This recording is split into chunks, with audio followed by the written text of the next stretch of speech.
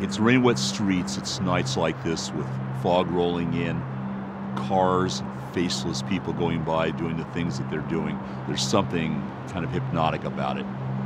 That's when I get inspired to carry what these streets are like, what the city is like, the mysteries, the stories, the thousands and thousands of people that you pass that are going by as shadows in this wet, cold, dangerous environment. I wanted to grab that. I wanted to take it into the future, and where I took it was Cyberpunk. What I loved was the fact that it was a combination of dystopian society, a lot of technology, with this really great overlayer of almost film noir. In a cyberpunk world, I realized real soon, was a world where people had the technology, but it didn't fundamentally change the fact that there was a lot of treacherous, nasty behavior, large weapons, and a lot of sort of serious danger all about. The important part in cyberpunk is just that. It's not the technology, it's the feel. It's getting that dark, gritty, rain-wet street feeling, but at the same time getting that rock and roll, lost, and desperate and dangerous quality. Cyberpunk is about that interface between people and technology, but not in that transhumanist way where it's all about the technology changing or improving them. It's about how people use things. There's a great Gibson saying, the street finds its uses for things. And that's what cyberpunk is about. Cyberpunk isn't about saving humanity, it's about saving yourself.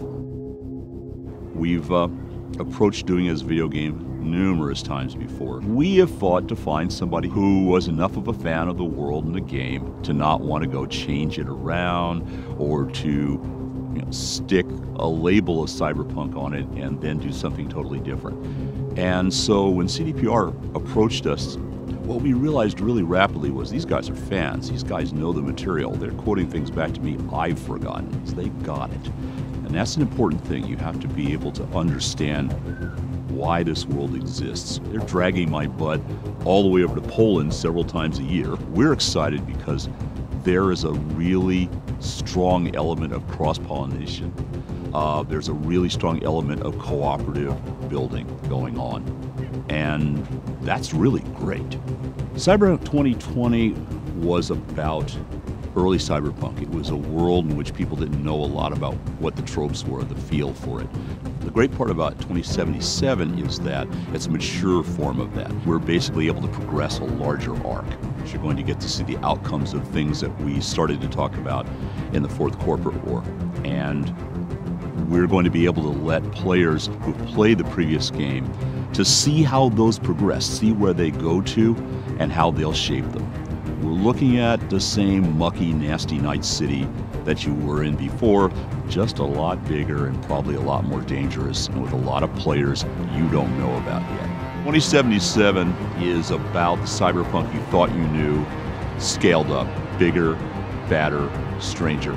It's the visual component that the frozen pictures we would put in the books can't give you. It's the sound, it's the feel, it's the movement. 77 is going to be about being there. We've gone through a long, long journey, all of us. Those of you who have been fans have waited for us to get the right game together at the right time, the right team. And we were going to wait long enough to make sure it happened the right way. Cyberpunk 2077 is going to be the right way. And I can't wait to play it. And I'm hoping you guys will want to play it as much as I want to play it.